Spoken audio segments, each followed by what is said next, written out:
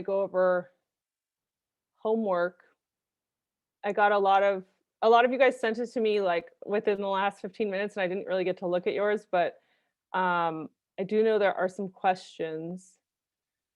But yeah, so essentially the homework was calculating the like how much time would it take to put down 1.5 inches of water. And it was cool because I mean, actually the funny thing is everybody, so many of you guys were like, oh, I hope I'm doing this right. And then everybody got it right, basically. So I guess there's just a lot of math insecurity in the world, but everybody looked like they got it. There were some questions or just one thing I wanted to note that came up, especially with hand watering. Some people did, calculated, okay, how long would it take me to do it if I were watering with a hose? And there's kind of two ways to go about it. You can water, like it's kind of about square footage, right? So essentially you can water like a whole area or just like a square footage around the plant. And I just wanted to make sure that people understand that with, for example, we had that kind of little statistic last week, or not statistic, but essentially you want to put down 3 to 5 gallons per gallon of plant size. So with hand watering, you can kind of keep that in mind. So you could potentially be like, okay, count how many plants you have and say times 3 to 5 gallons per plant, or kind of take the whole square footage and try to apply like how much does it take for me to water a gallon from my hose and apply it that way. So, but you do have to keep that in mind, and you can't just say like, oh, I'm just going to put down, for example, like my hose fills up 1 gallon in X amount of seconds. So I just times the plants by seconds, because that would just be that 1 square foot, right? Because 1 gallon of water, that little like hint I gave you guys, which is 1.5 gallons, sorry, 1 gallon of water is 1.5 inches. It doesn't really, it only works for 1 square foot. So you need to apply it over a larger area. Gosh, I hate like jumping right into math because it's like, I'm not quite ready for it. So, but I did see there were some questions about, if anybody remembers their question, they can also unmute themselves and ask it. But I remember there was one about precipitation rate versus flow rate. Yes, okay, that's the one I just saw before. So yeah, the precipitation rate is what we want to use and what we want to use for irrigation. And yeah, the flow rate, that gallons per minute, is really more about like how much water is going into the pipe and being used like water wise, in terms of like your plumbing. But what's actually spraying out and getting on the land would be your more your precipitation rate. And something to remember is like those like traditional sprinkler heads kind of do, I believe it's about 1 inch per hour.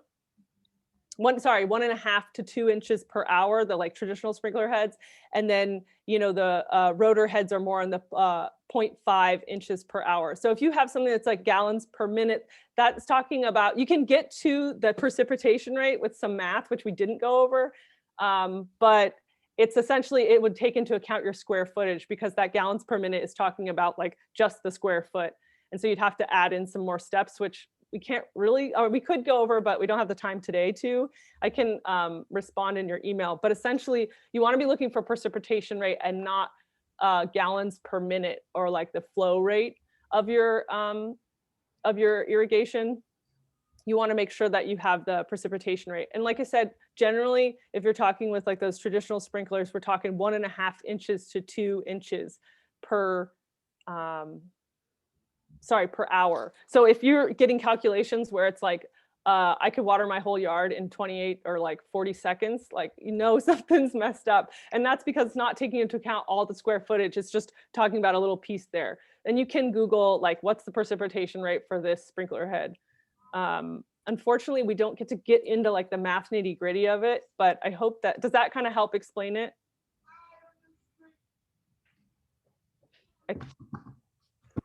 Yes, thank you. Okay, perfect. Yeah, so just the clarifying that it's a square footage thing on a lot of them, but you guys got the math right. Were there any other questions that I didn't see that came up when doing this calculation for anyone?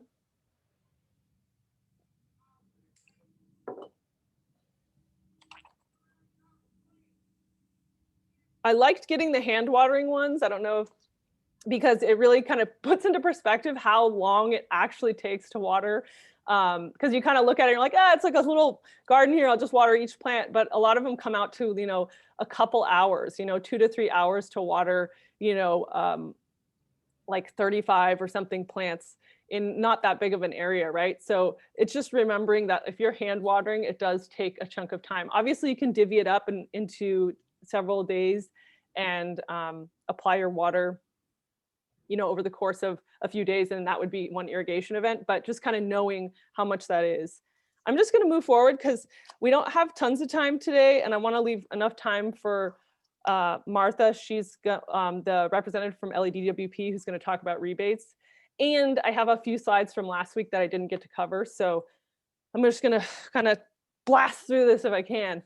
Where we left off was last week that I missed and I didn't get to cover was the kind of how to change your irrigation as your garden matures kind of year to year. And year one, you're talking about, gosh, there we go. Yeah, so thinking about the plant and how it comes, like it comes in that container. Remember, oh wait, actually, just as a recap from last week, just so that we all are on the same page. We talked like mostly about how irrigation is this kind of complex, interconnected situation with lots of different factors that are leading to your how you irrigate your garden, and there isn't just like a one size fits all, and there's not just a formula for it. And the idea is just you guys knowing the best practices and being able to apply them to the situation that you're in. So again, no hard and fast rules, but some best practices. So some of the things, takeaways from last week were trying to, with natives, trying to mimic the, mimic the seasons in terms of irrigating, and really trying to replicate those wet winters, especially during establishment. So we really want to water well in those first 1 to 3 years to essentially get to the plants to a place where they are established. So those 1 to 3 years is the establishing period, and hopefully after that, if you've watered well, they get to a place where they're established, and established is when they can take these longer stretches without water. So, and then in those first 3 years during establishment, you're also kind of gradually reducing the water also, because again, you're trying to gradually take it off of this like establishing period. And most of our dry adapted natives can survive a summer with no water if they're well established, but many of the natives look a bit better with this infrequent deep watering in the summer. And then we also talked about where you plant. The plant really matters in terms of soil, what kind of soil are you planting it in, shade, regions, where's that plant originally from, and where are you trying to plant it? So just those are some of the kind of main points from last week. I'm gonna grab my, sorry. So let's start going back to irrigation by year and how you change it. First year when you're planting it, thinking about how the plant is small, and usually the roots are basically the size of whatever container it came in. And the idea again is to get those next few months is to encourage the roots to move into the surrounding soil and start that establishing period, you know, start establishing themselves and growing those like more extensive root systems. And we will have to, during that first winter, like we really want to replicate these wet winters and having this like regular soil moisture, and not just, you know, ideally you want to get the soil moisture, that even distribution. So we want it to be regularly moist kind of in the rooting zone and where we want the roots to go to. And so this is just a process in the first year of monitoring and being pretty vigilant about your plants and making sure that you're taking note of any kind of climatic changes or differences like temperature, wind, if it rains, and then you add or subtract whatever irrigation that's necessary to accommodate for those factors. So it's just kind of trying to avoid stressing your little newbie plants. Year 2 is when you're going to start reducing the irrigation frequency. So maybe not as often, but still you want to be able to apply enough water to wet that top 18 inches in one irrigation event. And you're going to be, again, still trying to do this kind of watering all over thing and making sure that the water penetrates and isn't running off. And again, these first 2 years, you might not see as much water savings initially because again, you're trying to establish the plants. And then once they're established, you will really start to see the the 70% water savings or something like that. Let's see, what else do we have? Oh, and the second year is a good time for you to be able to kind of find or choose like an indicator plant in your garden or in your landscape that acts as kind of like the canary in the coal mine for the rest of the garden. And this is kind of finding something like a tender perennial or something that wilts before the rest of the garden does. And this can just be like a really helpful indicator for like, maybe everybody else is getting dry. Something like an Erigeron glauca that's kind of, what's it called? Herbaceous. And yeah, it will start to wilt first. So that gives you a clue to like, okay, maybe the rest of the garden is about due for watering. Or like a Spherulaceae or something like that, that also kind of does this wilting action when they're in need of water. And it's helpful to have those just so that you're also kind of building your like intuitive sense about irrigating, not just irrigating by the numbers, you know what I mean? Additionally, you can use like red flowered buckwheat or even salvia as like an indicator plant. And their leaves kind of start to curl when they need additional irrigation. So, and you just want to make sure, obviously don't pick like an indicator plant that is dormant in the summer or loses its foliage at some point in the summer, because if it's dry and crispy just by its natural, just a natural cycle, it's not going to help you identify if you need to water, because no amount of watering is going to change the fact that it's going to lose its leaves in the summer. Year 3, again, there's not much difference here in terms of irrigating, but you're just kind of following the strategy for infrequent deep waterings, continuing to kind of reduce your frequency, but continuing with these deep waterings. And we mentioned in the class, like the last class, that you could potentially be doing these, like you can either do a full watering while you're servicing it to make sure everything works, or doing these like kind of quick sprinkles to like freshen up the garden or clean off the leaves or something like that. Year 4, in terms of irrigation tasks, it's mostly, monitoring and maintaining your irrigation system. So anything that's broken or leaking or whatnot, or adjusting the schedules, that's just part of your regular part of your routine. And also potentially like, any mineral residue buildup, changing filters, things like that. That would be your irrigation tasks. Potentially too, if you have sprinklers or pop-ups, making sure that they're actually reaching the square footage that you want them to. Potentially if a plant has grown in its size, it might be blocking that pop-up, and you could potentially like unintentionally creating some dry zone. So yeah, just making sure everything works, that's the same tidbit that I talked about a little bit ago, but like making sure to, with new plants, if you're adding new plants to your mature garden, that they will have to be on a separate watering schedule, obviously, like a little bit more frequent, and they potentially just you're hand watering all of them. And you're thinking like 3 to 5 gallons per gallon of the plant that you plant, and that first time you're watering, you really are putting down potentially like 10 gallons. You really want to water them in well, the first go of it. So moving into this week, this week's topic, which is, this is irrigation part 2, which is, we're going to talk about smart controllers and a couple of the kind of regulations in California for watering. And then I really want to give a lot of time to the rebates, because I think that's just a really great, it's great to have the resource here to ask questions, but also it's a great way to kind of use all these best practices and how to put them into place.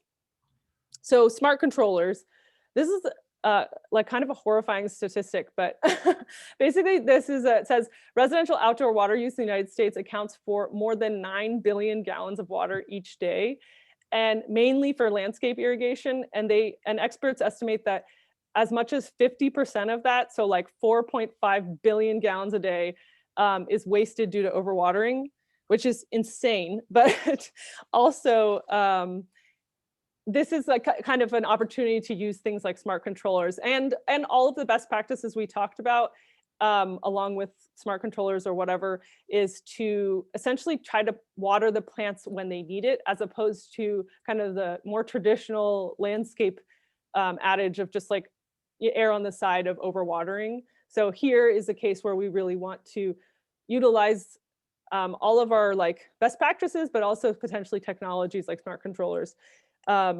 Automatic controllers have been around for a really long time, as you guys know, but they tend to be these kind of clock-based timers that have these like watering schedules of these like increments of 7 days. You know, they only really go that far.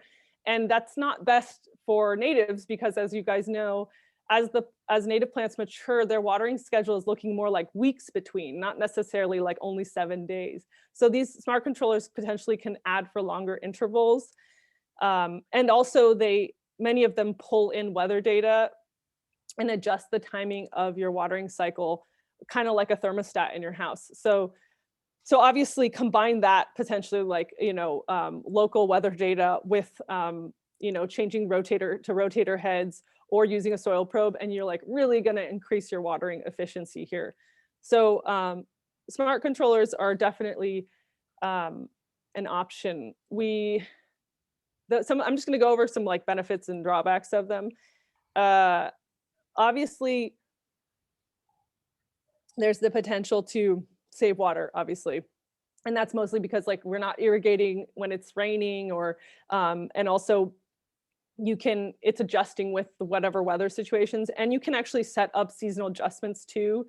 And many of them you can program in the like local watering restrictions so that they make sure so that they're not watering in whatever restrictions that might be in your area.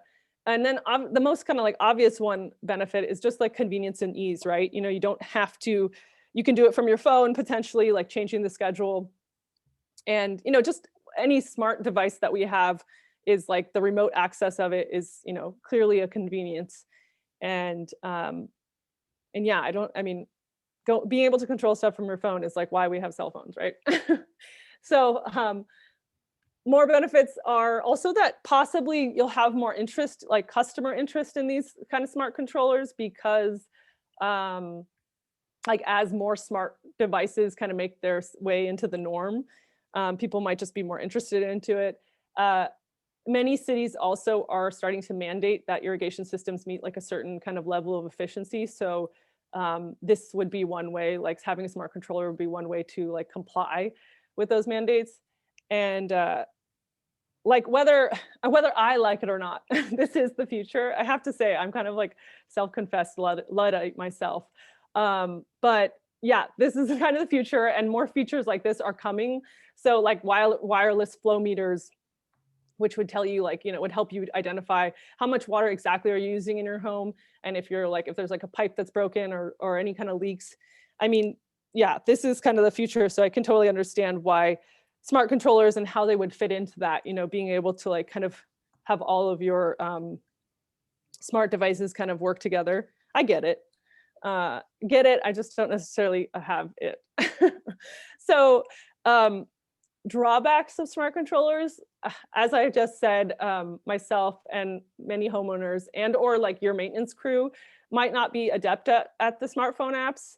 And yeah, you would then potentially have to be responsible for running this system, and somebody not being able, like a homeowner not being able to kind of like figure it out on their own, because these timer ones are just like they're a little bit easier. So yeah, the drawback is just like, basically like if you're like a grandma or something, or I'm a grandma, because I'm not a grandma, but I am in terms of technology.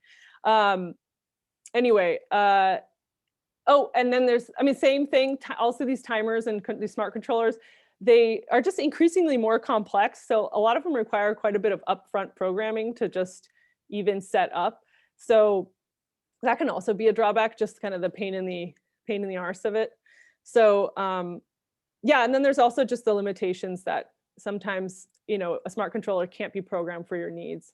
And though I know most of LA is Wi-Fi'd up, most of these also need some kind of internet connection. Some of them need wireless. So if you don't have that in, you know, that situation for your landscape, that could be an issue too, actually. Oh yeah, some signs of irrigation problems are essentially, it's just, you know, the two kind of options are essentially overwatering and underwatering, right? And overwatering is like the main mistake you see with newbies to native plants, because if you're used to watering like kind of a conventional plant that's not a California native, you're just going to probably overwater whatever native shows up into your garden. So that is something that's really common with newbies to natives. And some of the signs would be things like wilting. And again, like actually a lot of the overwatering and underwatering symptoms kind of can look similar, actually. So it's not a hard and fast rule here, but wilting is one with overwatering. And making, so if you see wilting, you want to make sure that you're actually checking the soil. Is it wet and it's wilting? Then you won't be suspecting, oh, it needs more water. And that's a good reminder not to water just because you see wilting. And I mentioned this, I believe, last class, but some plants actually, especially in their first summer, actually do this kind of like the tips kind of flag and kind of wilt in the peak of or in the late afternoon, you know, after a full day of heat. And they just do that naturally as kind of like a stress response. And they return, like, you know, return back to not wilting, you know, the turgidity in the stem returns to, you know, by evening or the next day. So it's not necessary to water those plants. They're just kind of expressing a little bit of stress.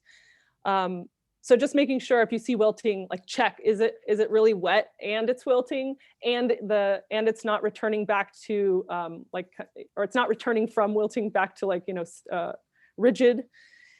That would suspect overwatering. Brown or yellowing leaves at unexpected times of year. That could be, you know, it's like spring when everything is kind of green and stuff and you see a lot of brown, yellow leaves. That might be something that you would suspect. Evidence of overwatering that doesn't really help you save the plant, but it would be something for your future, which would be root rot, which is essentially like if you have a plant that dies and you pull it out of the ground and you see that there are very few roots attached and it's just kind of like the stem of the plant and it's wet, that's a sign of too much moisture at the crown. So again, like you can't really do anything about that plant then, but you can you know, change your practices potentially. So, and then lastly, this one's kind of extreme, I think, but any anaerobic smells, that would be a sign that there's no oxygen in your soil because it's potentially waterlogged. So it's actually like, you know, I mean, I can't think of a scenario where something that smelled anaerobic in your soil would be a good thing. Like it's almost always a bad sign.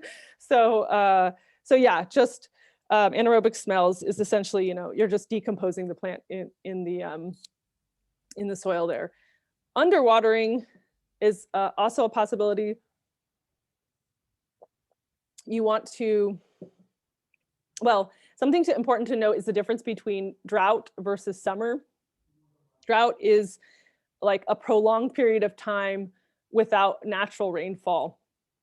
That's not normal because, as we talked about, our Mediterranean climates, normal for us is our dry summers, right?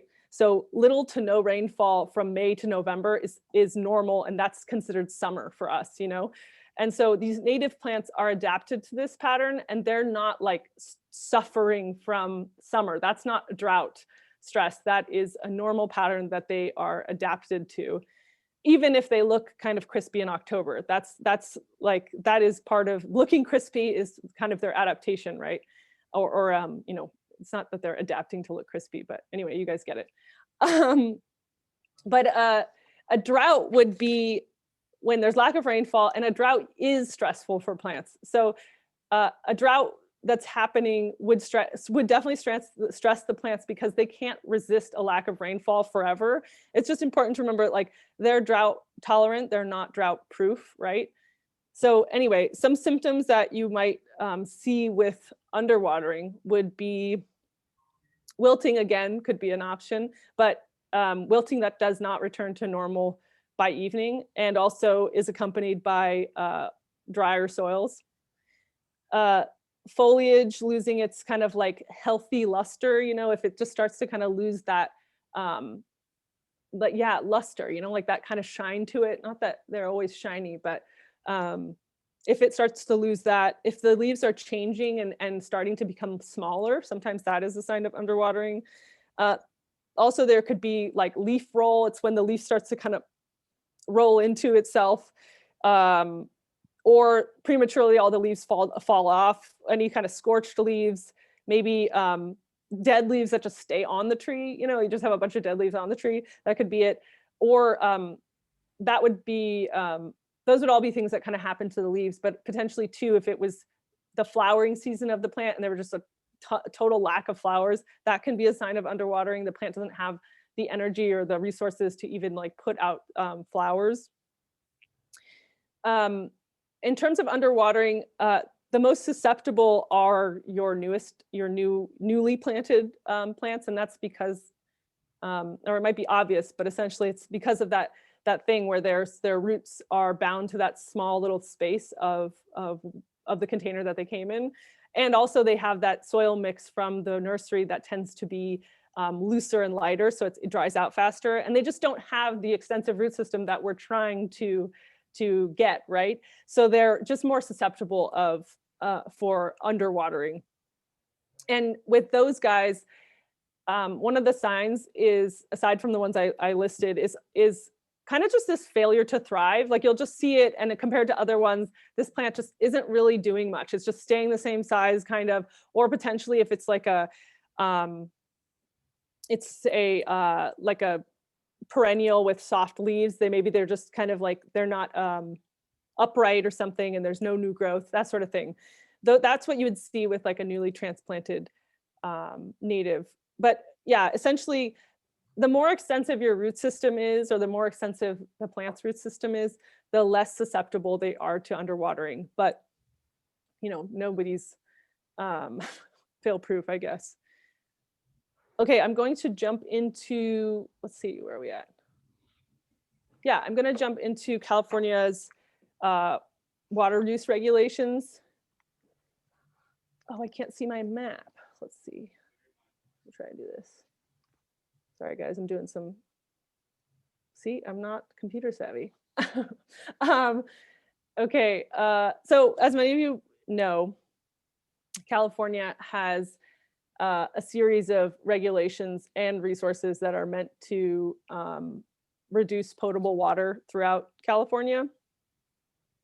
And there are many programs, but the programs we're going to go over today are WUCLs, which is a plant data one, CMEs, which is weather data, and then WELO and MAWA, which are these programs for basically processing, for creating a water budget. They all kind of work together, so I have to start somewhere on them. But this map on the left is developed by CMEs, and it's a map of California with divvying up all the different evapotranspiration zones of the state. I will get into that evapotranspiration because I know I've said it, but I'm going to get there. So WUCLs stands for Water Use Classification of Landscape Species. And essentially WUCLs is a database, so like a catalog of different it's a database of the different watering needs for over 3,000 different plant species used in the California landscape. So it's all of the plant species that we tend to see, and it divvies them up into these different categories based off of or relative to their watering needs. And you can see in this chart above that there's this high, moderate, low, and very low. And high would be something like, go all the way to the right, is like a turf grass. turf grass. And then very low, you see are these 3 examples of natives. So Ceanothus, Arctostaphylos, and Fremontodendron are all considered very low watering needs. So WUCLs or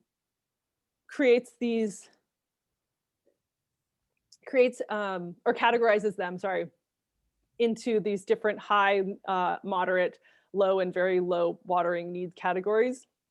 Again, here in this 3rd column, I'm going to get to this, but just percentage of ETO is percentage of evapotranspiration, and I'll explain it in the next slide, but just suffice it to say the higher this is, the higher watering needs it has. So you can see turfgrass obviously is high, and these other ones down below aren't, and they're much lower. And WUCL's works, they have kind of divvied up, I think, yeah, into like 6 different regions, California. And this is just a little chart that's also in your handout, but it essentially divvies up the state into the different zones. And based off of your zone, you can find your plant that you want to potentially water and decide what kind of watering need it has. Because, you know, different plants will have different watering needs based off of where they are. If you're up in Northern California, that's a lot different than if you're like in Palm Springs or something like that. Anyway, the one takeaway here I think that might be helpful later, which is these WUCL's regions, they have the sunset zones and also your CME zones, which we're going to get to. And they have the ones that relate. So like zone 6 WUCL's is like a 13 or an 18 in the sunset and CME's categories. Okay, so CME's, it stands for California Irrigation Management Information System. I guess actually I should also like little note for everybody. I have no idea how CME's is actually said. I say CME's. I could totally see that someone else might say CIMIS or CMIS or whatever. But so don't go out into the world and say it like I do, I guess. Maybe wait to hear somebody else say it. I just think it's said CME's. So anyway, and also CME's, how much cuter is that? Anyway, so CME's was developed in 1982. And it was designed to assist irrigators in managing their water resources more efficiently. So it's very much based in the irrigation world. And some of the main things that are resources or programs, I guess, that it provides is that it manages over like 145 weather stations in California that you can access and gives you input, like local input to about like, you know, precipitation, rain, temperature, evapotranspiration. And then also it provides these evapotranspiration maps, which is this one here on these are both them, but this is a more zoomed in one. Let me break down evapotranspiration a bit. So it's like a compound word here, and evapo coming from like evaporation, you can think of it as being the loss of the moisture through soil. And then transpiration is your moisture loss through the leaf. And so this is like the total moisture loss or total water lost in the examples, well, with CME's and WUCL's, what they use is this like reference crop, which is usually this like well-watered, cool, seasoned turf. But essentially you're like, what is the total amount of water lost by this plant? And what do I need? Like, what do I need to replace in the soil so that the plant can uptake it and not be stressed out? And so essentially it's like, yeah, the evapotranspiration is that's the number. It's kind of like your irrigation demand. And evapotranspiration depends on the plant, like what plant are we talking about? Because different plants transpire differently, right? Like a cactus or like a, you know, turf grass are transpiring very differently. And then it also depends, the evapotranspiration, you can also say ETO, also depends on the region, like where is it? Like where is it transpiring? Where is this plant actually living? You know, are you trying to grow a cactus in Northern California, or are you trying to grow it here? And or grow it in the desert, you know? So the amount of evapotranspiration depends on where it is and also the plant you're using. And it's measured in inches because it is an irrigation, or this CME's is designed for irrigators. So it's measured in inches. So it's how much water are you losing through the soil and the plant, so that people can be like, oh, I need to then irrigate this much because that's how much I lost. Okay, so here on the, I'm just going to go back. So this is the state of California divvied up into the different evapotranspiration zones based off of CMEs. And then that little square rectangle is the evapotranspiration for each of these regions. So there's 18 and they're all color coded there, and it divides it up by monthly evapotranspiration and then the year. Here you can see this is like Los Angeles County alone has like 7 different, can you guys see my little cursor? I think you can. Anyway, it has 7 different evapotranspiration zones. It's like, you know, up here, 1, 2, 3, 4, 5. There's my image. There's this here. The 1 is also another one that's purple. And then 2 is a really small zone here. So there's 7 different potential evapotranspiration zones in Los Angeles. So you want, again, you can, and that makes sense. That actually really makes sense because it's like being in Pacoima versus, or having a landscape in Pacoima versus one in Santa Monica is really different. You're not going to water them the same, right? I think I have, yes. So this is that chart. Oh wait, let's pretend we're like over where Theodore Payne is, around in Sun Valley. To me, that's in this 14 range, this beige tan color. So let's just pretend we want to know what's the evapotranspiration for Sun Valley. Here is that chart zoomed in. This is an average. This isn't like the actual data every year. That you can look at your local weather station, which we will get to. But here you can see these are the different zones, 1 through 18, that they have divvied up, color coded, and then the monthly evapotranspiration, and then the total for the year on the right-hand column. And you can see if we do this 14, which is the Sun Valley region that I said it was in, Sun Valley is located there. You can see that it would be a 57 inches of total evapotranspiration in the year. So potentially you would have to put that much water down. And then just a note too, you can see in July, that's the highest amount of evapotranspiration at 8.68 in the middle there. And that makes sense because again, you're gonna lose more soil at the hottest month in the year, right? And again, these are just general, this is kind of their general numbers. And I think actually, yeah. So this is, I think that's all I wanted to say about that. Yeah. If you want, like, so again, this is the 57 inches, but if you were like, I want to know what is, well, I want to know what my evapotranspiration is for my region, like actually, or this year or whatnot. Or I just want to know where's my closest weather station. Here's the map of the different CMEs weather stations. They have them divvied up by different numbers that in no order that makes sense to me. But I would say 216 up there at the top is the closest one to Sun Valley. So I'm going to go here. Ben, because I can see you, will you just give me a thumbs up that you can see the website I'm pulling up? Okay, great. Okay, so here's, this website is also in your workbook, but you can also just like Google CMEs weather stations and it comes up. So here, I want to look up that 216 on the map. I said that was the one I wanted to look up because I want to see what my evapotranspiration was, if I can get there. Okay, 216. Click on that.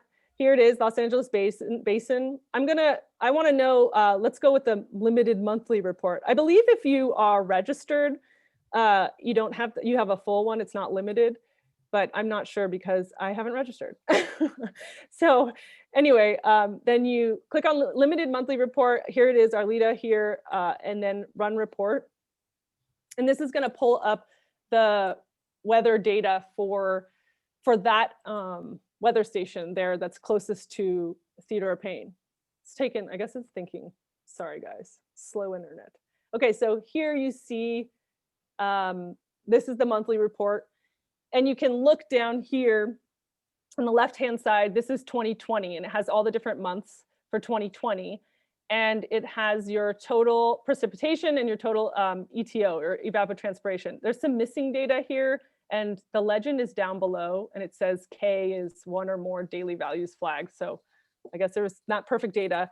And then L and M is missing values. So we don't have the precipitation for this on 2020, but you can see the total ETO for 2020 was 55.53. And remember, if we go back to that chart that I showed you from CMEs, it was 57. So it's about the same. It's similar, you know, it's about 50 something, 55 something inches that you're losing every year. But having access to the weather stations is just such a cool resource. And then also it gives you the precipitation. You can see that in January 2021 here, we've just gotten 2.28 inches in just January over in Sun Valley area. And then you also see, oh, this is kind of cool. You have the evapotranspiration of the same time period for January 2021. And again, this evapotranspiration is for a reference crop. It's for like a cool season turf that's well watered. So you can see here, the total precipitation is 2.28 inches. So that's what's fallen from the sky. And what's been lost from this crop in the soil is 2.82 inches. So we're almost receiving enough rainfall right now to water a turf, like a cool season turf grass, fine, right? We haven't quite, because it's a little less than, but you can think that if it's a native plant, not a turf grass, it's essentially, you're fully watering well enough with the rain that we've currently had in January based off of this. I hope that's like making sense. I'm gonna go back to the PowerPoint.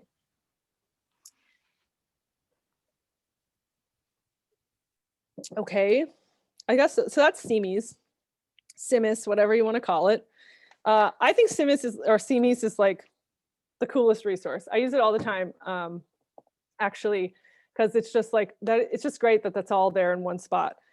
One of the WELO is it stands for Water Efficient Landscape Ordinance. It's a statewide ordinance that was developed by the Department of Water Resources. And the purpose of the ordinance is basically to improve landscape irrigation water savings. And it's trying to increase there's a lot of different, it's got a whole list of different things that it promotes. But in a nutshell, it's just trying to increase water efficiency standards for new and retrofitted landscapes, and then establish water waste prevention for existing ones. And one of the main things is that it uses, is setting these maximum applied water allowances, which is, short MAWA. And that sets an upper limit for the water use. So it's like, what is the max that we are going to water, the maximum possibility for watering this landscape that we're retrofitting or installing? And they're trying to establish that, and then reduce water use to the lowest practical amount. But they want to establish these MAWAs. And then lastly, encouraging local agencies to use economic incentives because it is statewide, so different municipalities kind of approach it differently, I believe. Martha might have more information on this when we get to her. But anyway, using economic incentives to promote the efficient the use of water. And that could be like the tiered rate structuring payment stuff, or even this just rebate programs in general. MAWA is, oops, how I lose my whole space. Okay. MAWA, again, maximum applied water allowance. It's part of the WELO ordinance. We're trying to set the upper limit for water use. And and it's really for these new construction or for renovations that are professionally installed and larger than 2,500 square feet that require some kind of building or landscaping permit or design review. I think we have, we're gonna do a little more math, yay. But this is a maximum, this is like a simple, I have to move things out of the way because my screen's really small, guys, sorry. So this is just a simple formula, just so we can start here, which is the ETO that I have here. So it's ETO, which is the evapotranspiration for wherever you are, times 6.2, which is a conversion for from inches per year to gallons per year. So last week we didn't get into that, and I just said 1 gallon per square foot is like 1.5 inches per square foot, but technically the conversion is 0.62 gallons per inch per foot per square foot. But here they just kind of simplified it to like inches per year to gallons per year. So essentially ETO times 0.62, and that's because, remember, the ETO is measured in inches and we want to know the gallons for this MAWA. That's, I guess, apparently how they decide if you're compliant or not. So ETO, so the inches in ETO, 0.62 to convert those inches to gallons, and then ETAF, which is this adjustment factor. And they have it as either 0.55 for a residential project or 0.45 for a non-residential project. And so essentially you're just going to be either one of those ETAFs. And then you multiply that by the landscape area that you are going to irrigate or convert. So here's the example that I just made up, which is this say we're in Sun Valley again, in a residential landscape that's 3,000 square feet, and we want to calculate the MAWA. I took this, I believe, yes, again, took this 57 ETO from the chart, 57 inches for the evapotranspiration, or you can look it up at the weather station that we just showed, which would be 55.53, which is what I think it said. But anyway, so I did 57 inches times 0.62 times 0.55 because it's a residential project times 300 square feet, and you have 58, basically 58,000 gallons. That's your maximum allowed water allowance for the year, obviously, because the ETO is for the year. I believe there's like, this calculation helps them determine if you're compliant with this, with WELO. I'm not sure about that part, but essentially I do know that you have to provide this calculation. So knowing how to do that is helpful. That is your MAWA for just a simple situation. Also, guys, this isn't just about MAWA. This is like a great formula to have for trying to find your total water use that you want, or like just the irrigation you want, or you want to calculate like, well, how much does this garden need? It's basically the same formula, but instead it's equals ETO, similar again, times 0.62 because you're converting it still. And then you multiply this, or sorry, the ETAF would be this plant factor, because basically the MAWA, the WELO or whatever, is just giving you a factor of 0.55 or 0.45 is in general, because it's just this average between 0 and 1, because that's the factor of gosh, I don't want to get too far into the math, but I kind of do. Anyway, they're just giving you these two options. But a plant, like if you had a plant, a very low, remember this goes back to WUCLs, if you have a very low water need plant, those are in the 0.1 range. You know, these are like 0.1, maybe 0.2, like 0.1 and below is like you're very low. So your plant factor, or your, you know, ETAF, instead of having that there, instead of being 0.55 or 0.45, if this was like a cactus or something, it would be 0.01. And then you would multiply that by your landscape. Or if you, so yeah, just to give you the plant factor, it would just be, the ETAF would just be a plant factor. And you could go from 0.01 would be very low, this WUCL's standard, to 0.88 or above, that's considered very high. So if you wanted to do like a turf, you would be at 0.08 here. So it'd be ETO times 0.62 times, say it's a turf, 0.8 times the area of turf. And that would give you the amount of gallons per year you're supposed to be watering that turf so that it's actually thriving, right? Not just like surviving, but like a thriving irrigated turf. We don't want to encourage that. But 0.01 or 0.2, 0.2 or whatever, maybe a moderate thing would be, you know, 0.2 to 0.3, 0.4 to 0.5, something is, sorry, there's very low, which is 0.1, low, which is 0.2 to 0.3, and then 0.4 to 0.6 is moderate, and then 0.7 and above is high. So that's a way you could use this formula for calculating any irrigation system, or not just system, but calculating like how much does this landscape really need. So MAWA keeps you in compliance with WELO, which could be great, but I also think this formula is just great for knowing how much to irrigate your landscape. Lastly is this MAWA with special landscaping areas, which apparently, if these special landscaping areas are the darker, the black below, I kind of grayed out the other stuff, it's all the same. It's the exact same formula, but now you've added this back half of the formula, which includes the special landscape areas, which are anything like a veggie garden, edible plants, areas that are irrigating or using recycled water, anything dedicated to like play or play surfaces or like golf courses or sports fields or whatever. These are all, oops, sorry guys. These would all count as special landscaping areas. So you would do your same formula as before, and to include your special landscaping areas into your calculation, you would simply just do the 1 minus same ETAF, which is residential or non-residential, and multiply that by the area of the special landscaping that you have. And that would be your total maximum allowed, maximum applied water allowance for your landscaped area. I think, let's see. I mean, there's some stuff about the turf rebates and stuff like that, but Martha's here, so I'm gonna let her get into that. I have some of the stuff in my notes, but I'm just gonna let Martha go into that. Some services that may be offered are like on a fee basis that we've kind of, that in terms of this would be, most of them are all related to rebate programs. And that's just, that could be something like replacing the irrigation controller that we talked about in the beginning, you know, having these,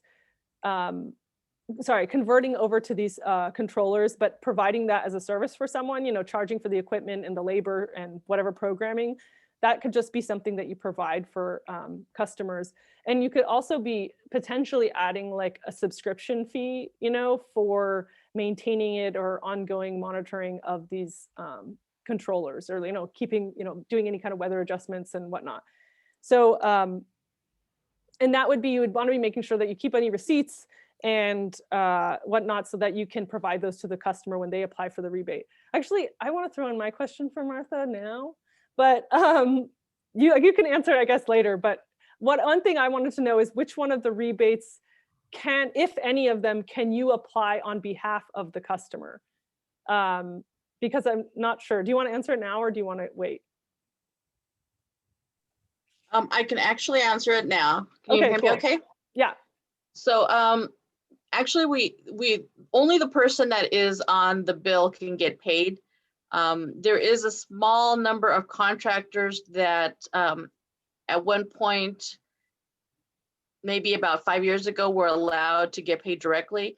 And that list has gotten really short and they haven't allowed any more people to get in. So those are the only ones that are allowed to get paid as a contractor. Otherwise, okay, it's a customer.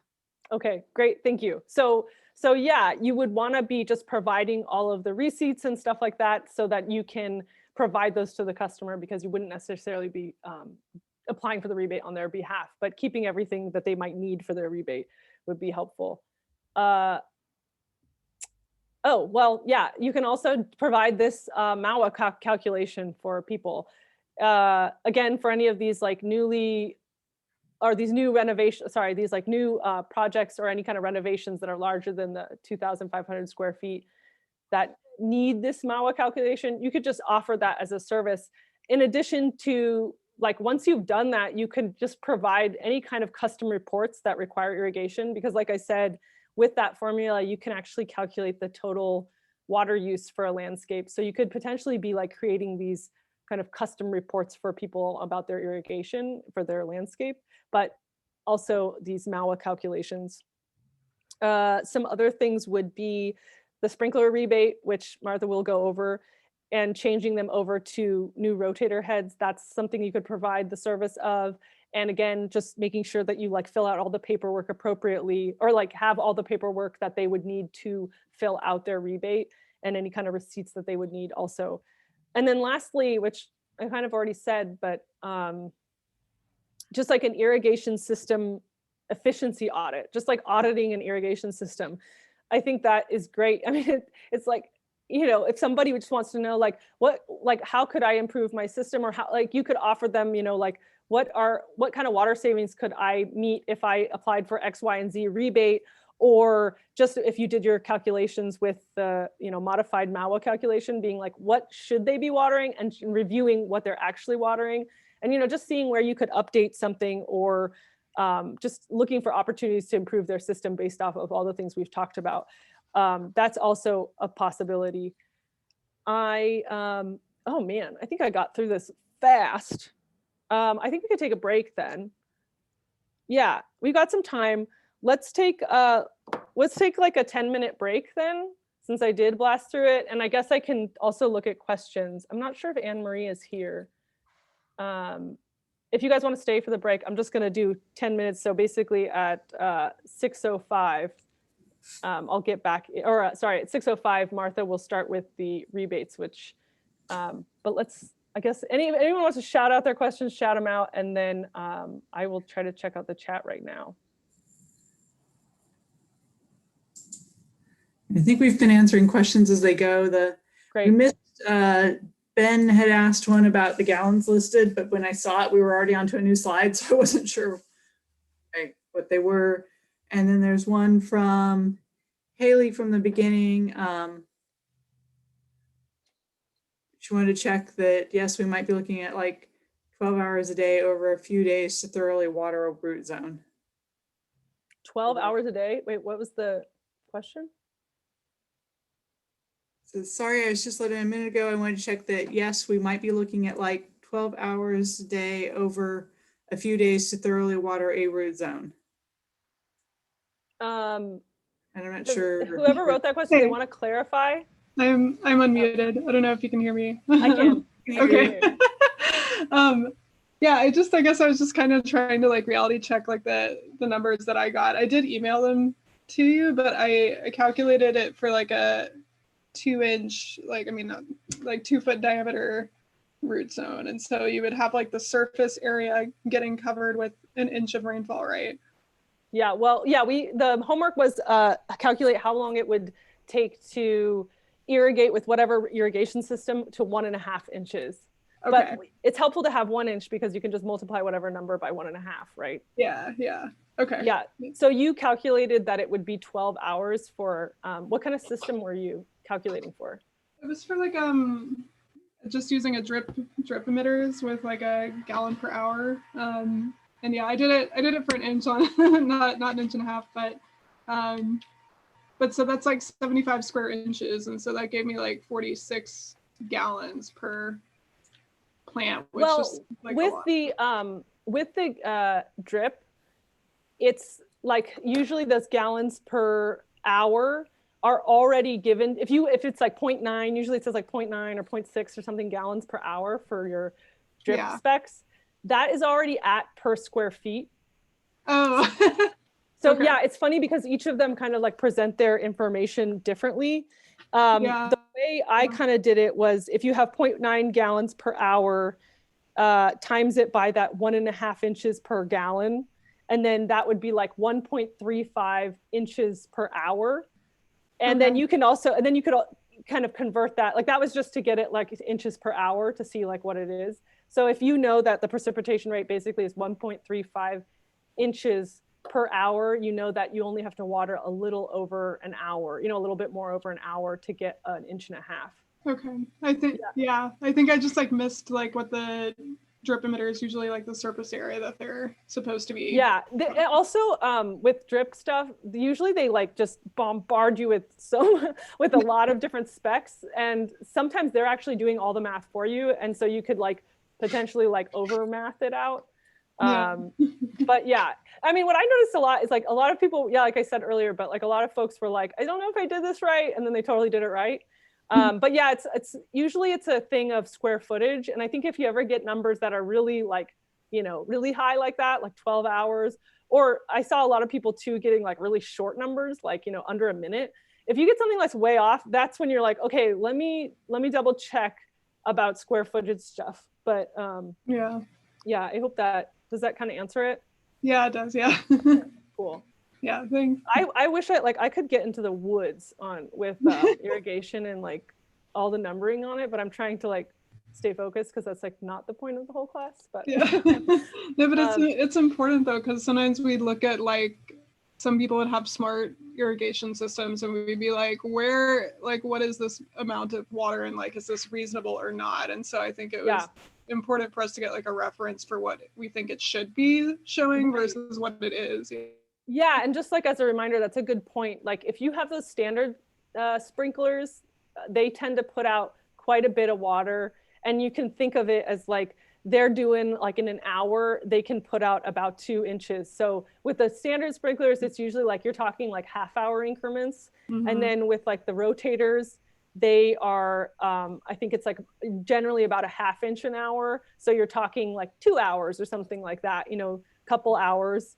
And then with the drip, similar, it's like usually in the hour something range, you know, or more if you have a like a 0.4 gallon per hour emitter, then maybe it's like, but usually it's between like with these 1.5 2 inch things, it's not normally above 3 hours. So if you're above that, it's like, yeah, it's probably a math thing. Anything else in the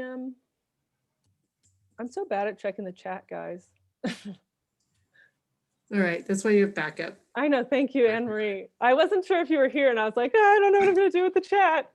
Excuse me, I had a couple questions. So that my question on the gallons per watering, it was one of the earlier slides, but you'd said for new plants, it was a certain amount of gallons. And then for existing plants, it was a reduced amount. But that was unclear whether that was per month, per watering event, per year. Oh, are you talking about the 3 to 5 gallons per plant? Yes. Yeah, so that is like per watering event. Okay. So that is to get that kind of like wet that top 18 inches. Yeah. And there might be a note for the slides as we update them in the future too. Just Totally. to Yeah, for sure. And then one other question I had on another slide was, you mentioned for established plants, you know, in the summer, you said to do one watering event, but it was kind of unclear, or say when you water, you should do one. And I can go back to the slide. Yes, I kind of noticed that today too when I was reviewing the slides. I think, well, it helps with the last week's PowerPoint, but yeah, we talked about kind of these concepts of like irrigation events, and we didn't really give any kind of like you water 3 times a month or something like that, because essentially there isn't a hard and fast rule, because it depends on your soil, depends the thing. And so I think that we could clarify in the PowerPoint that one irrigation event just being like depending on, you know, how many you're doing.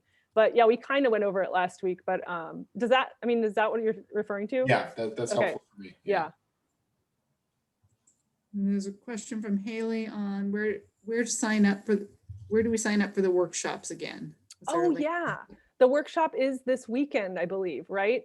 Brenda should be sending that out. Unfortunately, I'm not teaching the workshop, Tim is, so I'm not super connected with the workshop, like logistics, but I will send an email to Brenda tonight when we're done with the class and see if, make sure that gets out. But look for an email probably from Brenda, and it would have the links. Oh, cool. Scott says he's going to post them in the chat in just a second. Look at me, I'm on top of the chat now.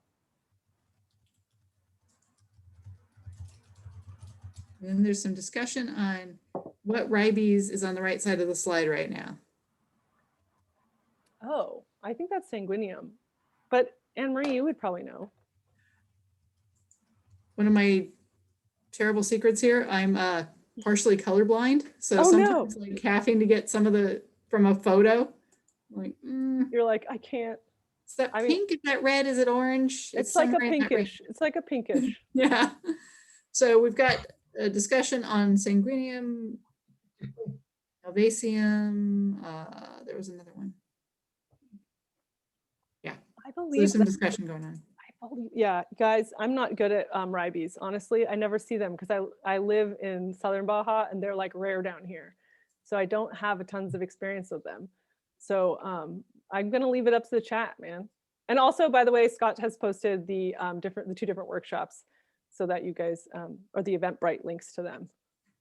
Man, everybody's here. That's the thing about Zoom. It kind of feels like you're just in like your own little world and you're like, I don't even know if people are here. Or is that just me?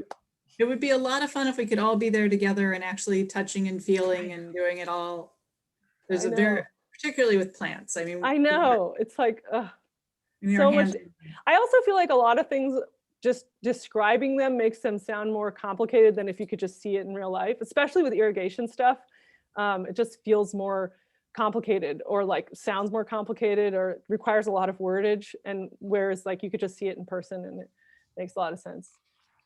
Is there any source of database of edible California native plants available that you know of? Like a database? I'm trying to think. I mean, there's tons of books, but I don't know of a database that includes that. 4 books. Okay. Well, I know there's like ones like regional ones. There's some really cool like ethnobotany books. There's like one on Kumeyaay ethnobotany. I'm kind of close to San Diego, so I have that one. But there's a Chumash, what is it called? I believe it's like Chumash, Chumash ethnobotany. That one is a great resource for like kind of medicinal uses and edible stuff. But yeah, I think I'm trying to think of more that are just strictly edible. Yeah, and it's something that I wish we had with Calscape was an edible Yeah, section, because I do a That's lot a of re- harvesting. that's a really good point. That would be really nice to have just like the edible as a category on Calscape. Mhm. Yeah, actually, yeah, most of the ones I've used have been things like that, which is like the Chumash book or the ethnobotany one. There's another one, gosh, I'm totally blanking. But I think just over time you start to kind of like learn which ones are, and then you just like forget that it would be really nice to have a book that just had them all in it. Oh yeah, Tending the Wild. That's a great one. That's a really great one, by Kat Anderson. There you go. There it is. Okay, okay, I'm getting lost in the 606. I'm going to hand it over to Martha. Martha, so you're just going to let me know when you want to switch slides, right? Yes. Okay. Cool. So this is Martha Rodriguez. She works with LADWP, Water Conservation Specialist. She's going to go over all the rebates. I think I have another. Okay, I'll ask my question at the end. I wanted to get in there first.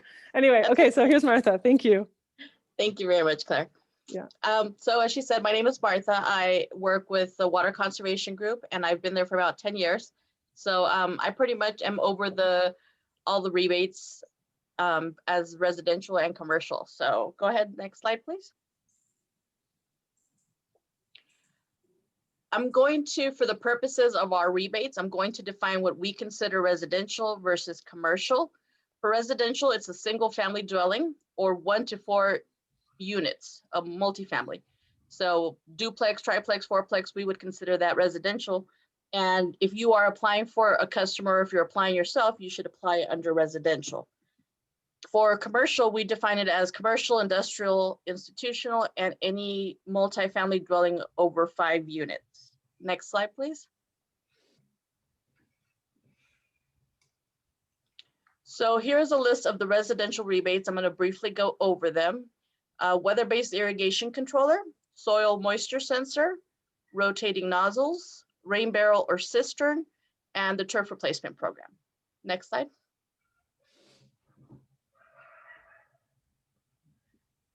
In the top, we have a weather-based irrigation controller. For residential, it is, if the property is less than an acre, the rebate is up to $200. If it's over an acre, it's $35 per station. There is a list of qualifying models for all of the rebates. So you have to go to the website that I will give you later and look up the list before you purchase anything. You should look it up, make sure that you do your research and find that it's on the list so you can make sure that you get that rebate. The soil moisture sensor must include a sensor, a calibrator, and an irrigation controller. The rebate is also, if it's less than an acre, 200. If it's greater than an acre, 35 per station. So on these, you can only get one or the other. So if you get a weather-based irrigation controller, you can't apply for a soil moisture sensor and vice versa. Next page or slide. Rotating nozzles. There's a qualifying list, like I mentioned. The minimum amount to apply is 30, and the rebate is up to $6 per nozzle. The next rebate is a rain barrel or a cistern, and I don't know why the font changed here, but so for rain barrel, there is up to $50 per barrel, minimum 50 gallons, limit of 2 barrels. And this is one that you can only apply for one or the other as well. So the rain barrel, you can apply for 2 rain barrels or a cistern, not a combination of both. The cistern varies in rebate from $200 to $500 depending on the size. So the bigger it is, the more of a rebate you will get. Next slide. All right, I didn't go over the turf replacement program because I'm going to combine the residential and commercial turf replacement program in a later slide. So let me go over the commercial landscape rebates. Weather-based irrigation controller, soil moisture sensor, rotating nozzles, large rotary nozzle retrofit, and the in-stem flow regulator. Next slide. For commercial, because the commercial can be large properties such as parks or hospitals or just large properties, the rebates tend to be higher. So for a weather-based irrigation controller or a central computer irrigation controller, we're talking about $50 per station. The soil moisture sensor, it's same thing, has to include a sensor, calibrator, and a controller, and it's up to $50 per station as well. Once again, you can only get one or the other. Next slide. Rotating nozzle, same thing, qualifying models, minimum 30 and up to $6 per nozzle. For this one, that we have a large rotary nozzle retrofit, and these are on the list, and they're up to $13 per head, and there's an 8-head minimum. And I guess these are just larger rotating nozzles, such as for parks and stuff like that, where you would, this would be more efficient. Next slide.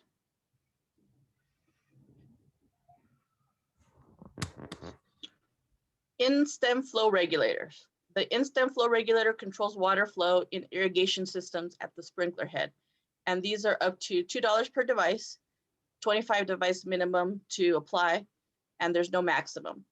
So one of the differences in residential to commercial is for residential, you can purchase the item first. Of course, always making sure that it's on the qualifying list.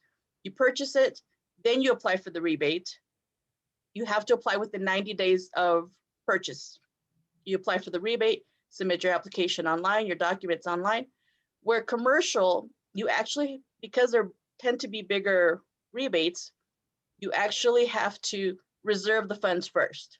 So you would go to that website, socalwatersmart.com. You would reserve the funds. Once you get that reservation, you have 60 days to purchase, install, and go back online and complete your application process, okay? Next slide. Okay. So the turf removal program, a lot of people are familiar, a lot of people think they're familiar, and a lot of people actually are familiar with it.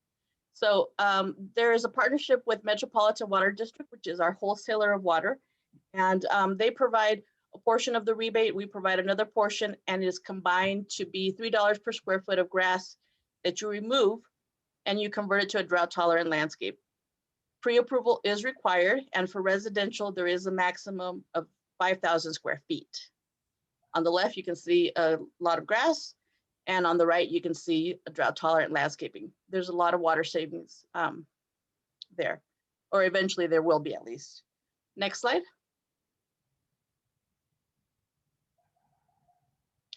For commercial, the rebate amount is still $3. It just, the square footage is different. So it's $3 for 250 to 50,000 square feet. And then anything over 50,000 square feet is $1 per square foot up to 7 acres.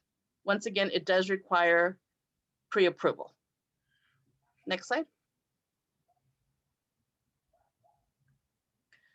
So I'm going to go over some of the terms and conditions. People are always going to have questions, and I want to answer them, and I want to help you before you get to the post part. So this is just, I'm going to go through these. And like I said, if you have any questions or anything, we can definitely, I'll definitely answer those. So this is what must be met in order for me or for my staff to approve your rebate. All the turf must be removed in the project area and covered with a weed barrier material, preferably organic, which could be cardboard, paper. I mean, there's other stuff you can use as well. All overhead irrigation must be capped, removed, or converted to drip irrigation. No overhead irrigation. Additional hand watering may be needed during plant establishment.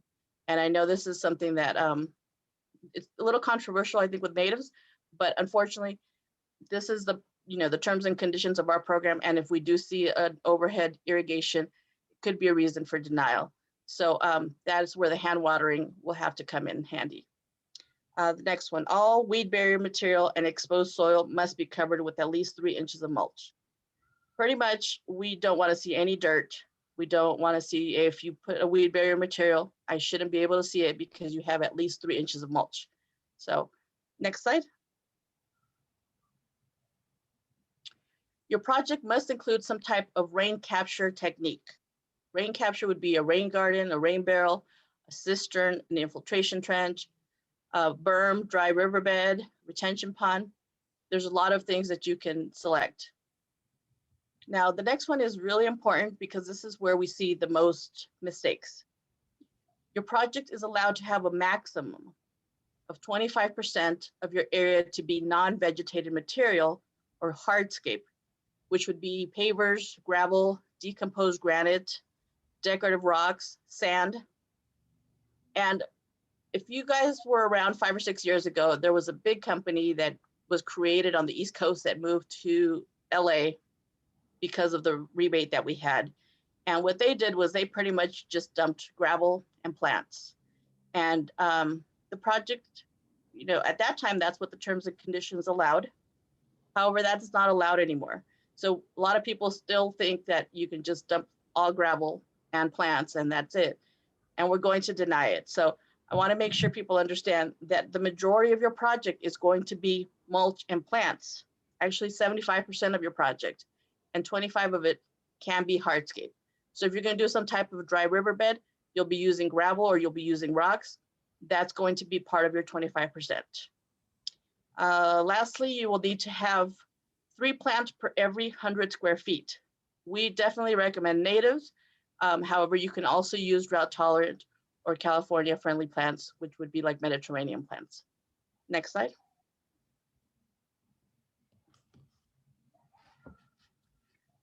So this is also a confusing section, the parkway. And the parkway is defined as the area of the street between the back of the curb and the sidewalk that is typically planted or landscaped. Many people believe that it's their property and technically it's part of the city of Los Angeles, and therefore they have a say in what goes there.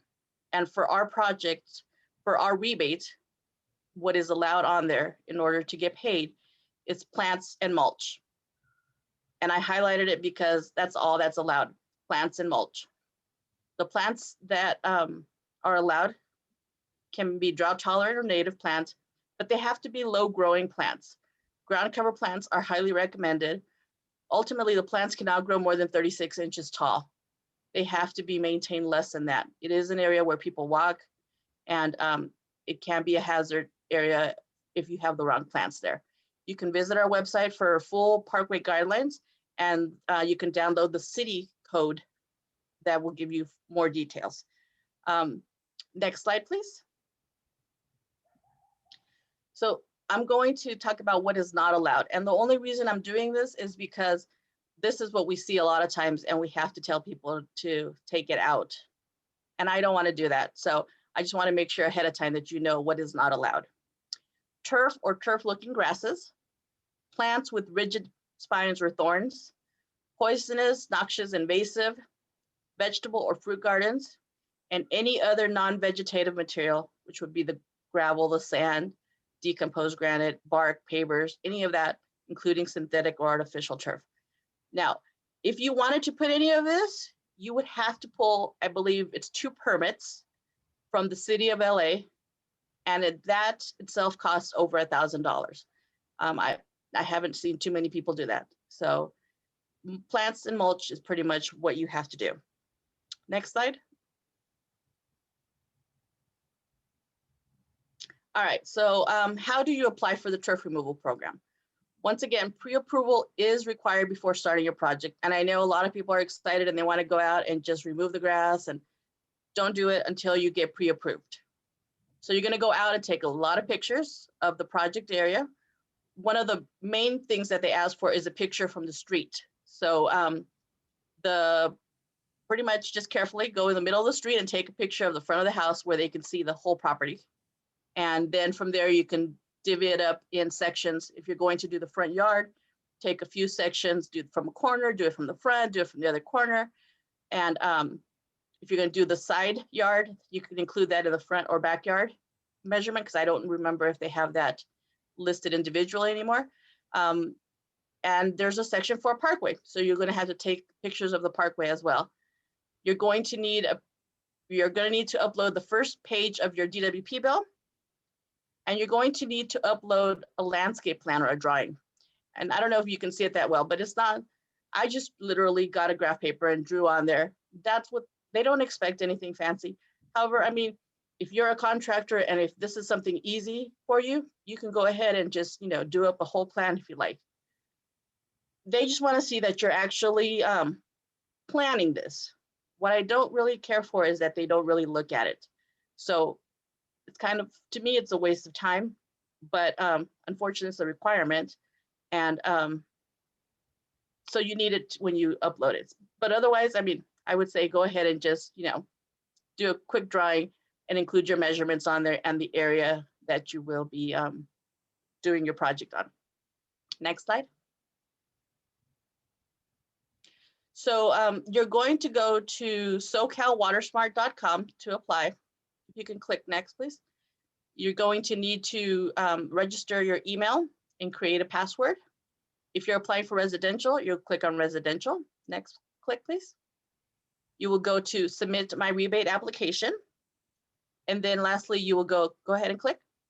You will go to and enter your email and a password, okay?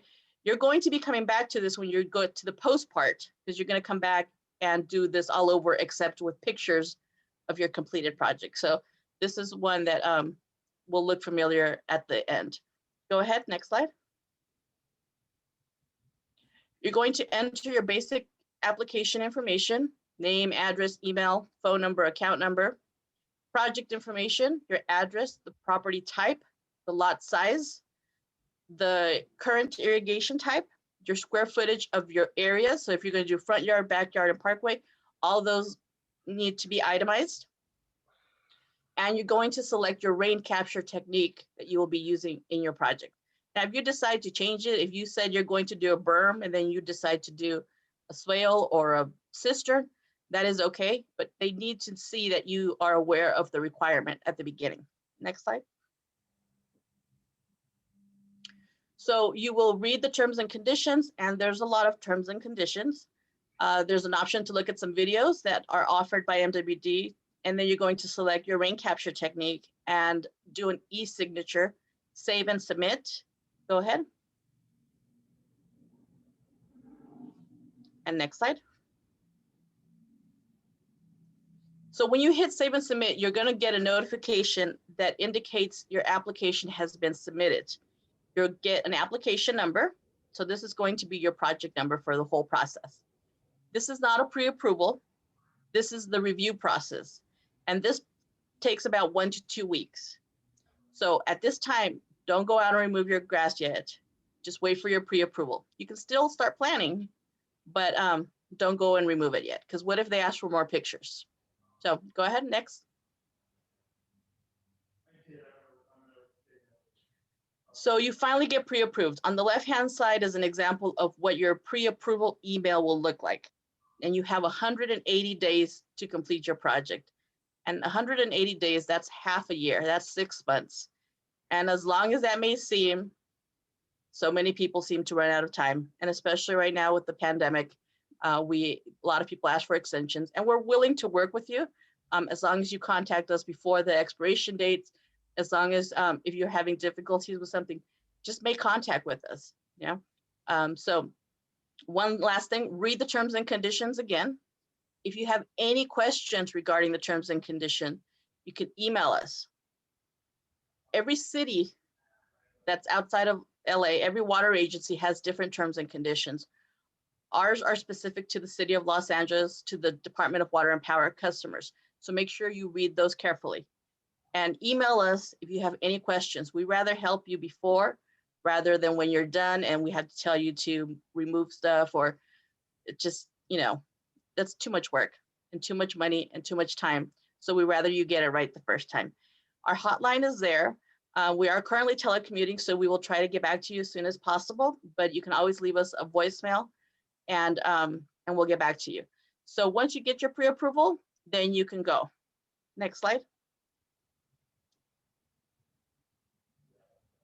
Here's our contact information for my water conservation group, the email, our hotline, and the SoCal Water Smart is where you're going to apply for all of the devices, for the irrigation controllers, for the nozzles, for toilets, for clothes washers, for turf rebate. It's that website right there. If you have any problems when you are applying or any technical support or you don't understand something, you can call them, but for them, it's mostly about the application process. They do a screening, but ultimately the final decision is ours, is DWP. So I would say, you know, if it's anything, any questions you have, not necessarily regarding the application, email us or give us a call. Next slide. All right, so that's pretty much my presentation. I know there's a lot of questions, and one of the, just to clarify again, Claire, regarding any of our rebates and the turf one, you can, as a customer, you can apply yourself. As a contractor, you can apply for the customer, but you will not get paid directly. The customer who is on the first page of the DWP bill will be the one who gets the rebate. If you are a contractor, because I'm not exactly sure if you guys are contractors or, but take advantage of the full amount of the rebate. You know, if you are applying for a customer or for yourself, I guess, or, well, no, if you're applying for a customer or if you're doing work for them and the controller that you purchase, possibly you get a discount because you're a contractor. I mean, the rebate is up to $200 for residential, you know, why not take advantage and your invoice says $200 for that customer, you know, they're going to get 200. Ultimately, you know, you can charge them 200, you know, you can charge them more. You want to take advantage of that rebate. You know, if you get the $50 controller, I mean, I guess you can put $50 on your invoice, but they're only going to get $50. So I would say, I'm not saying lie, I'm just saying, just make sure you take advantage of the full rebate. And that's pretty much it. So I will look through questions or people can use their mic and ask. I have a question. Yes. Martha, what about, I've had people ask if their turf, like for the turf replacement program, if their turf is dead, but it exists, you know, they haven't been watering it, does it still qualify? There has to be signs that there was grass, you know, so if they haven't been watering it, but it's like deadish yellow color, that should be fine. But we see people that haven't watered in years and literally it's dirt and maybe a patch of weeds here and there, it's going to be denied. And that's not denied by our group, it's denied by Metropolitan Water District, by SoCal Water Smart, because the terms say that they have to have live grass.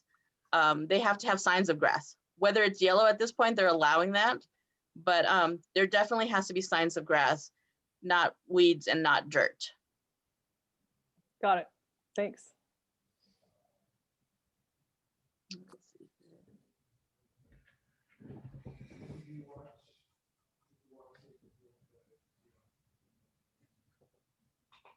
There's a question in the chat that It says this is only for rehabilitation, not new construction. Yes.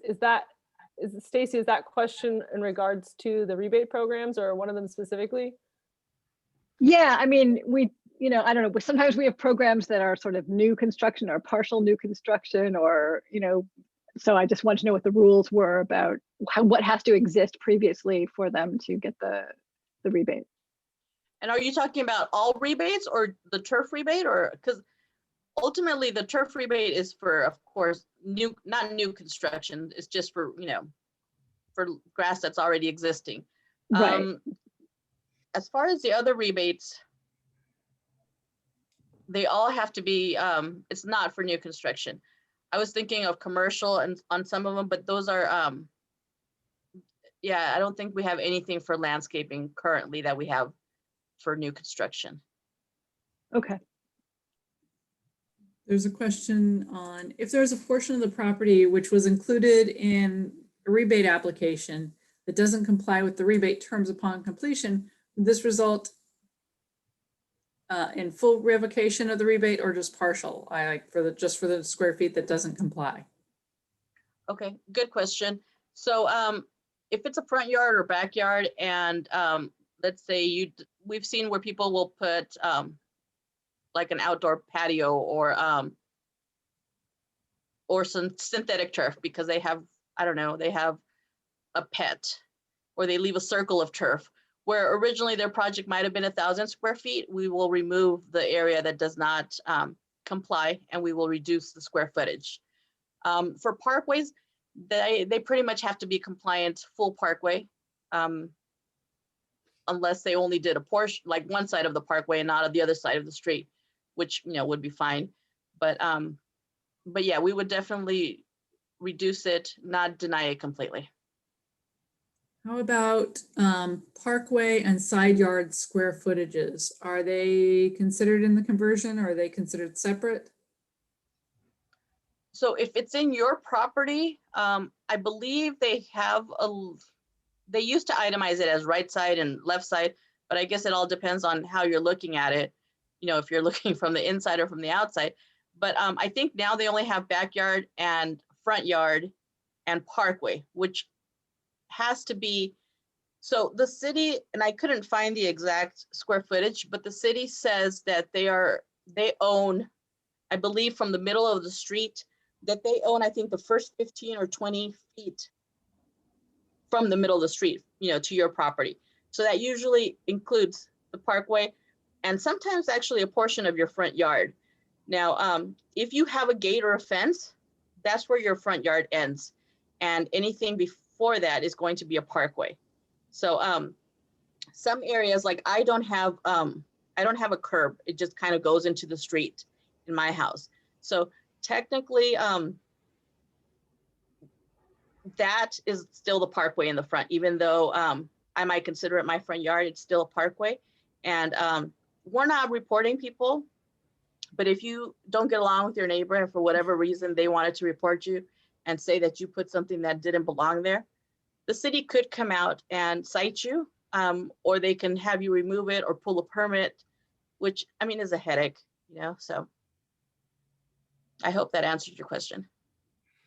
And then we have some confusion about what qualifies as hardscape or permeable or not with the rebates. E.g., pavers are considered permeable, but unclear about if people do those kinds of small slabs of concrete with no hardscaping in between the slabs. Also for DG, seems to be listed as an acceptable substrate among plants on the SoCal WaterSmart site, but it also is considered hardscape. We have viewed stabilized DG as a hardscape, but unstabilized DG, it's unclear whether this can go or not. Okay, so the whole terms and conditions are really confusing, and the SoCal WaterSmart website doesn't help us just because they service 26 water agencies. They are hired by Metropolitan Water District to run this program. And so Metropolitan Water District has these specific terms and conditions that must be met regionally, and then every other water agency could add on to that. However, some of them seem a little, they're a little conflicting or a little confusing to what we request. And I think so we have asked them to move our terms and conditions before theirs when a person gets a approval, so that you can read ours for sure. And then you will meet the requirements that Met is asking for if you comply with ours. If you read theirs, they might say you can put mulch around the plant. Well, we don't want just mulch around the plant. We want all exposed soil to be covered in mulch. As far as the hardscape goes, if you put a paver, technically it's permeable because water will go around it. If you set it in sand or if you set it in DG, it's permeable.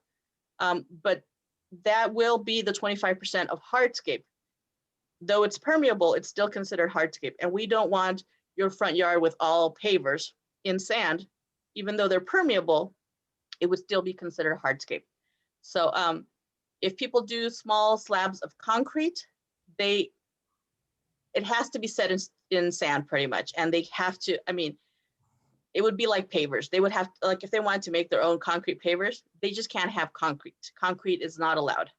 And I know it's really confusing and I apologize for that.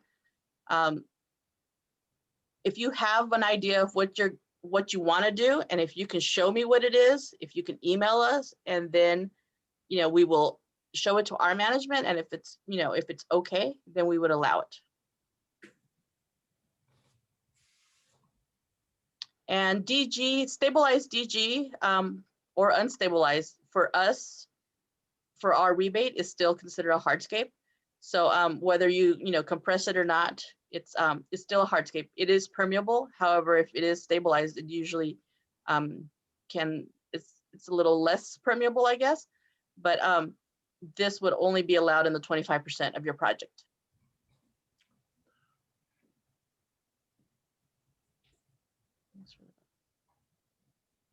Okay, let's see here. Do you have a list of plants that are allowed, and do you require a list of the plants planted? We don't require a list of the plants. You can, if you have an idea of what you're going to put on there, you can do it in your design, in your diagram, in your that you draw. But there's no list. What the city does have some plants that they recommend for ground coverage plants in the parkway. But now that they've allowed pretty much any plant that doesn't grow more than 3 feet tall and it doesn't have spikes or thorns or is not invasive, I mean, it's opened up the options. Before, they used to pretty much have a list of, I think, 12 plants that you can use, which were like diamondia, the mock strawberry, the yarrows. There was a few yarrows. There was a few thymes. I mean, I don't know if they're native, and because I'm not a horticulturist, I just know that it's an area where people walk and people don't respect, that property, that area. So, and people park there. So you really got to be careful what you plant there, because when people get out of their cars, if something happens, if there is gravel there, if there is spiky plants and they hurt themselves, they're going to sue you. And because the city's going to say you were non-compliant, and they're going to turn around and put it on you. So I would just say, just be very careful what you put in the parkway. But there's no list. We do have a website though, sorry, ladwp.com. No, ladwp.California Friendly Landscaping. And that one has a lot of plants that are used, that can be used in LA type of landscaping. Be Waterwise is MWD website, and they have a lot of plants as well. Theater Paint is, of course, the best source for natives. So that would definitely be a good place to start. Any other questions?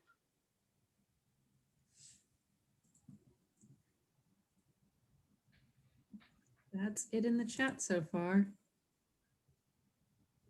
Thank you, Anne-Marie. Yes, Martha, Katie. I have a question after the. Okay, just on Katie, what she's commenting is the rule about spiky plants is interesting, because a lot of people do put agaves and they do that to keep people away, and like I said, ultimately it's not their property. That section is the city. And it's a hazard. And if something were to happen, the city, like I said, the city's going to be like, it wasn't us, it was you. So the lawsuit would be against the owner of the property. Go ahead, next question. I was going to ask, do you have to take a picture? Do you have to, take a picture of when you cap the irrigation, or when you, like, whatever you convert the irrigation to? Do you have to submit that once you've done your garden for approval? So what you're going to submit is pretty much a minimum of 5 pictures of your whole completed project area. And once again, for your post, you want to take a lot of pictures as well. What I'm looking for, I think you guys have a checklist of in your workbook of what has to be met. And it's pretty much a summary of what I went over. But when I'm looking at those pictures, or my staff is looking at those pictures, because a lot of times, especially now, we are actually starting post inspections again, physical inspections, but a lot of times it's all done by aerial measurements. It's done by looking at your pictures. And what I'm looking at when I'm looking at your pictures, I'm looking at, is there enough mulch where I can't see any irrigation? If you have drip lines, they should be covered with mulch where I can't see the drip lines, because that's a hazard, especially in a parkway. Sometimes people will show us, they'll send pictures of the irrigation that's capped, or they'll show us pictures of the drip line. And that's great. That just proves to me that it's there, so that they complied. So, and then I'm looking at the number of plants, and I'm looking to pretty much that, the mulch, the plants, and that there's a rain capture. As far as the weed barrier material, I think a lot of people are opposed to it. And like I said, I'm not a horticulturist, I'm not a landscaper. There's environmental reasons for one way or another.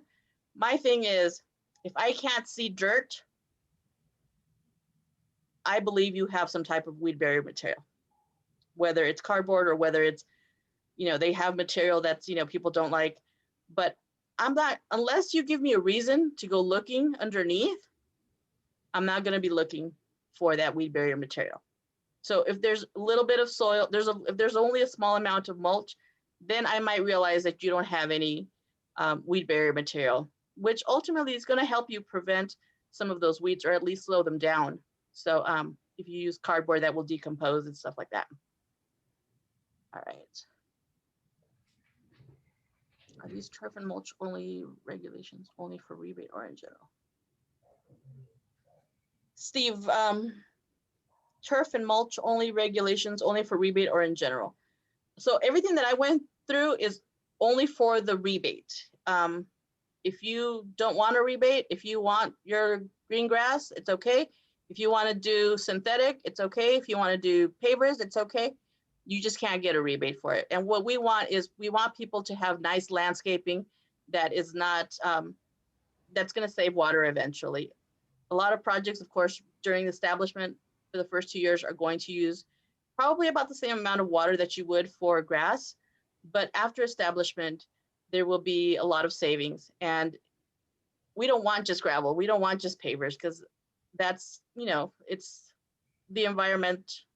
It's just, we want those plants to attract, the birds and the bees and anything else that it will attract to, and it'll look nice. Are you, regarding mulch, people have asked sometimes, I guess in the Spanish class, they asked if it was what kind of mulch, and, or if they could use leaves, crushed leaves. I think that was Brenda that asked that. And what we don't want is, we don't want dyed mulch. We, in your parkway area, I don't recommend that barky, big, bulky mulch, because that can also be a hazard, because they're big pieces. You want to use that in your front yard or in your backyard, go ahead.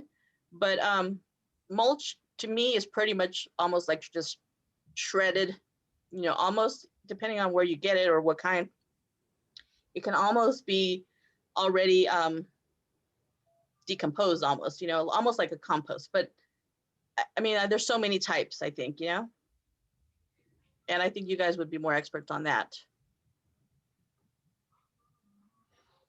Any other question?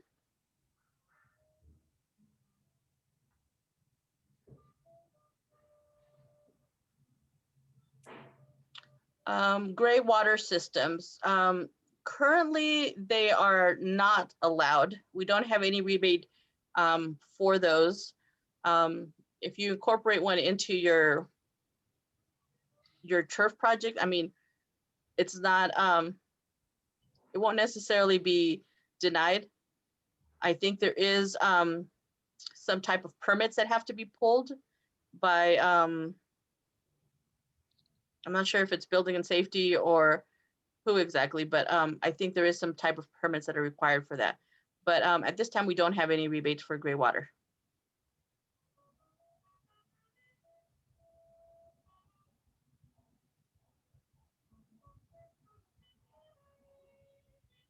You're welcome.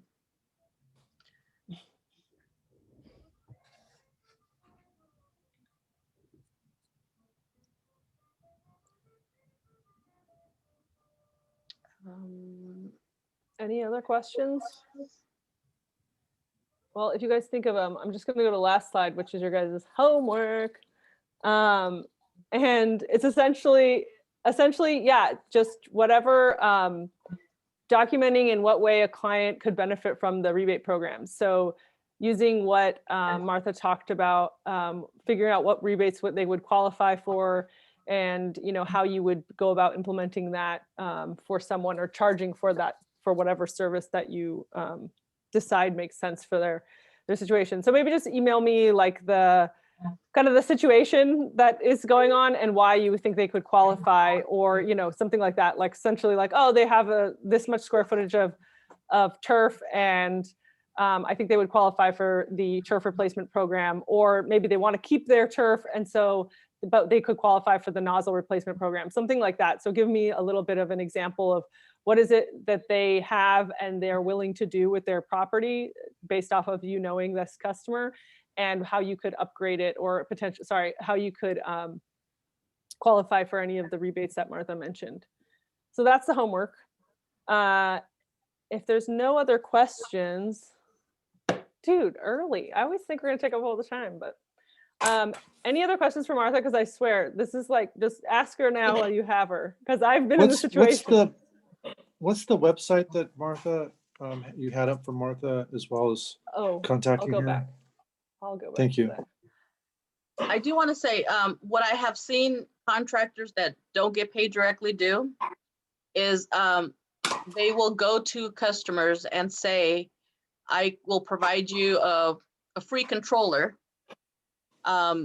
I need a copy of your DWP bill. They apply for them, and they ask them for a check, or usually it's a check, and they tell them they will not cash it until the customer gets their rebate. So what happens is the rebates take about 6 to 8 weeks from the time that you apply and submit everything. They will you will get a rebate, or the customer will get a rebate. And if your email is on there, you will be notified that your rebate has been approved and that the check is on its way. And then what they do is, once they know that that check is on its way, they will cash it. They will cash the check that the customer gave them, and then the customer will receive that rebate. So that's one way of you as a contractor that can't get paid directly. That's one way you can do it. Okay. Like I said, you might get the controller for $100, but the way you can benefit from it is you're selling it, but at the same time, you're giving it to them for free, because they're getting that money back. If you understand what I'm saying without telling you. Yeah. Okay. That's a great example, I think, of giving the check kind of switch. Yes. And there's one contractor that's doing rain barrels. No, they're doing cisterns. And they will pretty much install cisterns for them and the customer. I just find it how it seems so easy to convince customers to give you money. And I don't know, and I tell them, did they say they were part of DWP? Because I call customers sometimes to be like, did they say they were part of DWP? Because we have contractors that do that. And they are like, no, they told me that they were not part of DWP, but that the DWP is giving the rebate. And I'm like, and you just gave them a check? They're like, yep. I'm like, okay. And they do like no contract with them, but I know that you guys, you know, are honest and will do the right thing. So, but that's one way to help you guys out and to help out the customers as well, because a lot of the customers don't know about it. So if you promote it, you can also benefit from it. Great. All right, I have a quick question on Yes. that. If the customer is renovating a property and hiring me to do the landscaping from the get-go, to redo, to convert the turf into native plantscaping, but they don't, you know, their water bill is not going to necessarily reflect the, you know, what, I mean, like one of my customers, they're renovating, but the construction site, they haven't done any irrigation for like 2 months. So their irrigation bill is not gonna really show, you know, that it's not reflective of the usual irrigation. So what is your like requirement on like, as far as, because you said we had to submit, you know, water bills. The water bill actually is only for SoCal Water Smart to see whose name is on the account, and the application will be in that same name. They're not looking at your consumption. If it were to be denied because there wasn't enough grass or there wasn't grass according to SoCal Water Smart, sometimes exception requests will come through, and I will look at the water consumption because I have that information, and I will see, well, they weren't watering before. Most likely there wasn't grass, you know? And this is ultimately a water saving program. And we want there to be grass that was watered and then changed over. And that's where the savings will be. The savings will not be right away. You know, like your project, you're saying they didn't water for 2 months. Well, that water probably went down. Maybe not, because they're doing construction. They were using water for other things. But once you change it out, at the beginning, there's going to be establishment, that water usage might still not go down for a while, but eventually, and the program asks you to, or when you're signing off, it's saying that you are going to maintain it for 5 years. So in those 5 years, and you're signing that you will maintain it for 5 years, because in 5 years is when we see it's like that, you know, it's cost effective. So if you were to do it for 1 year and you take it out, and a neighbor reports you, there is a chance that we can go out there, verify that you took it out, and then we're going to ask for that refund back, you know, that rebate back. And I mean, ultimately, a lot of these landscaping, if done properly with the right plants, I mean, they can look beautiful, a lot better than grass, you know, and it's just a matter of maintenance and, you know, replenishing that mulch and making sure those plants are watered correctly, you know. But it is a matter of planning ahead of time, not just picking whatever. Right. Awesome, thank you. No problem, thank you. All right, you guys have my, it's not my direct email, but trust me, I look at this all the time, and I have 2 days a week where I'm monitoring the email box. So I'd rather, you know, email you or talk to you throughout the process instead of getting the pictures at post time. And then, so I'm going to warn you, if you submit a project and at the end it's not, something is not compliant, you're going to get an email from our group that says your rebate has gone down to 0. And the reason we do this is because we need you to get back to us. We have 30 days to approve it or deny it. And we send you an email pretty much right away. And we tell you, your project has gone down to 0 and you have 1 week to get back to us. And the reason we do that, like I said, is to make sure that you call us back, and we're going to try to work with you. We want to work with you because you have spent months and lots of money on this project. And it might be a matter of just adding more mulch or maybe removing some of the gravel. But we want to, you know, we don't want to upset you. And we know you're going to be upset if you get that email. But it's really just because we need a reaction from you so that we can help you correct the problem, because we're willing to work with you. But we have to work together on this. So you've been warned.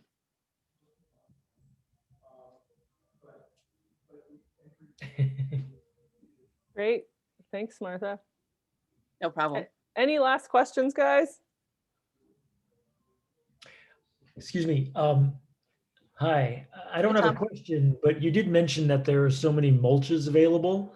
And that is true, because if you go to one of these yards, there could be like maybe a dozen different types of mulch to choose from. And it gets sometimes crazy, overwhelming, you know?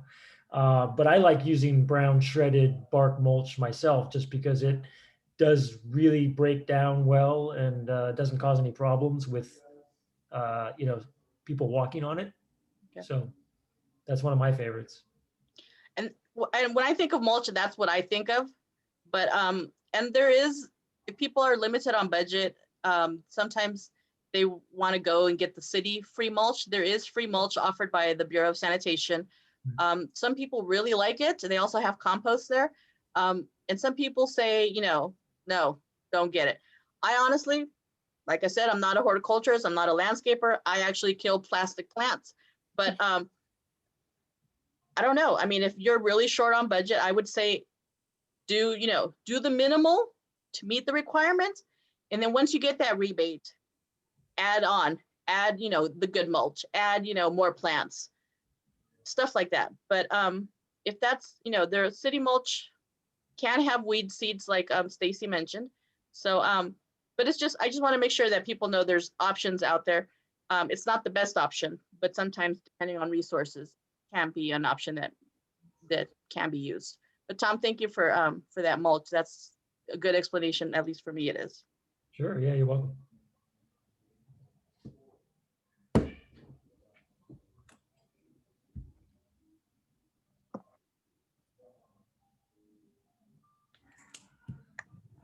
Great. Well, I'm just leaving some empty air in case anyone wants to get any last questions in. I'm here. But yeah, I know. I'm like, but yeah, otherwise, you guys, we can sign off. And next week we'll be talking about, I think it's weeds and integrated pest management. Oh yeah, and the workshops. Remember, the workshops are this weekend. Tim's going to be teaching them, so I highly recommend it, because obviously he's like an amazing resource, and he'll just, yeah.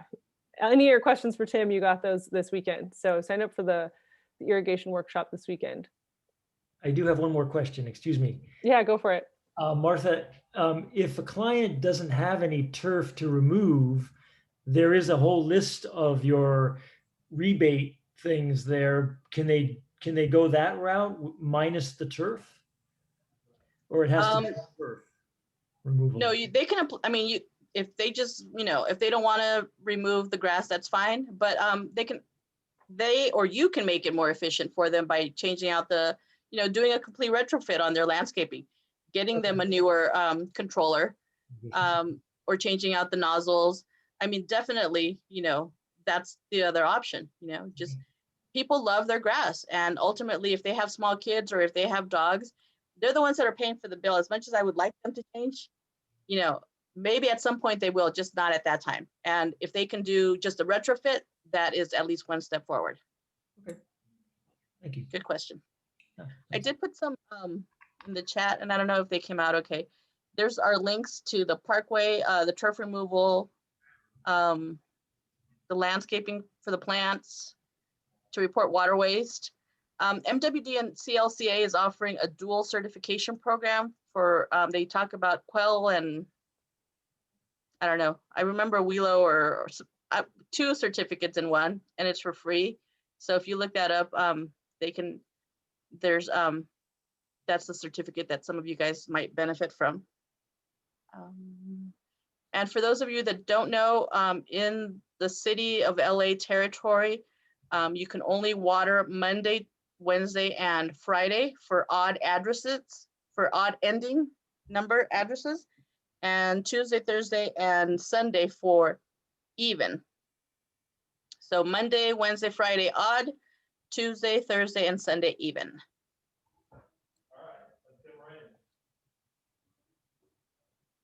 that's also in your guys' workbook. The a lot, I mean, most of the rebate stuff is in your handouts too. But just so you guys know, if anything you didn't get it the first time around, check your handouts because there's a lot of the rebate information in there. Claire, do you guys have the California Friendly Maintenance books that we have? I know Brenda said that she used to have some. Oh, you mean So- this one? It's a Is blue it this book. one? Oh no, I have No. I don't have that one then. Okay, because we have those free. There's I can get the link, and if anybody wants a paper one, we can send it to them. The English version. We don't have any Spanish ones at this time, but definitely something that if anyone is interested in. Yeah, definitely throw it up in the chat.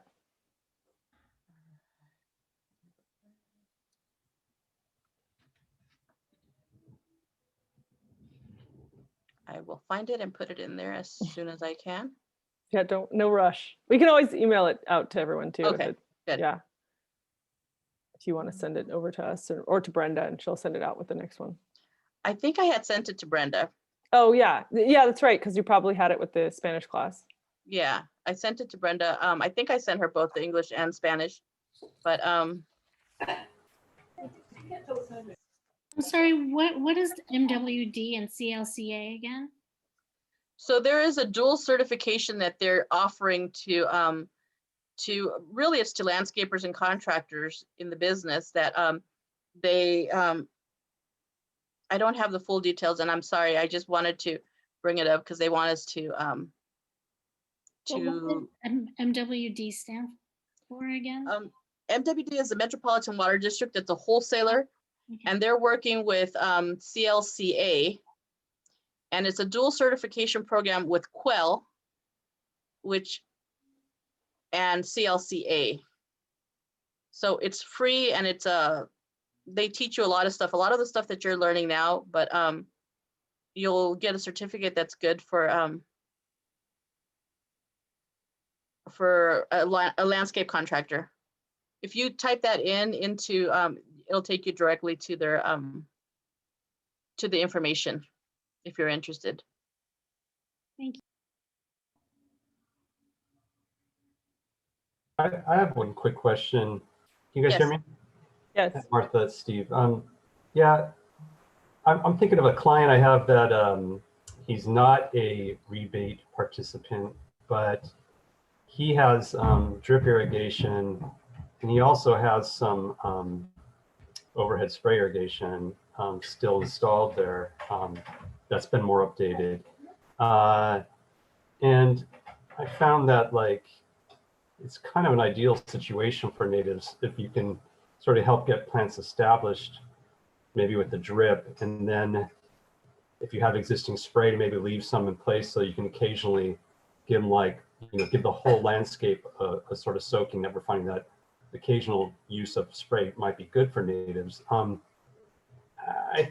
I understand why the program disallows it, but I just wanted to throw it out there that like you said, it's sort of controversial and debatable, like what method of water is best for natives, and judicious use of occasional overhead may be better for them than just drip in some cases. So I just wanted to throw it out there. That's all, I guess. Yeah, and you know what? There is it's not on my webpage, and I just realized that I haven't put it up there. But on SoCal Water Smart, there is a hose controller, and instead of I guess in addition to your your Webic or your smart controller, it would be a controller for your hose. And you know how you can connect a hose to one of those, I don't know, they're like fan things, sprinkler. I mean, they're not really sprinklers. I'm not sure what they are. And Steve, you probably know. I just know it looks like a extension cord. It has holes and there's like a fan coming out literally, but you connect your hose to that. And I'm thinking if they can get that controller, and maybe that could be their overhead irrigation for something like this, where they're still it's still coming from above, and it's a smart controller for the hose, and that you can also use your phone with, and that's a separate rebate. So that one I think is $35, but they're really not expensive to begin with. So it almost pays for the whole cost of the controller. So that, I think that would be one way of supplementing some of that water that's needed. Yeah, I think you're thinking of an oscillator, like an overhead oscillator is the fan thing that you're talking about, just in case anyone's wondering. Right. Like I said, I'm not a landscaper. Yeah, but if anyone was wondering, Okay. yeah, oscillator, yeah. But yeah, that's a great option. You can literally put it anywhere in your yard, right? Like Yeah, you just yeah, move yeah. it. Okay, so Yeah. an oscillator. I will remember that for next time. Okay, thanks. Thank you, Steve. Okay, well, I guess we're gonna wrap it up, and yeah, we'll see you guys next week. Thank you so much, Martha, for sharing so much and being so helpful. And yeah, you guys got your homework, and we'll see you next week, same time, same place. Thank you. Thank you, guys. It was a pleasure. And here's a link to where you can find the book. Sorry, a little almost late, but it's there. Oh yeah, I won't close this out just so everyone can copy and paste it. And feel free to email the water conservation box. And if I don't respond to you, somebody else will. But if you want to get me directly, you can put Martha and I will respond.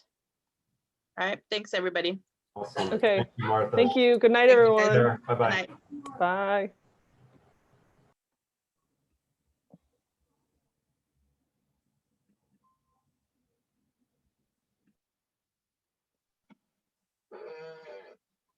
Thank you. Have a good Thanks. evening. Yeah, you too. Thank you.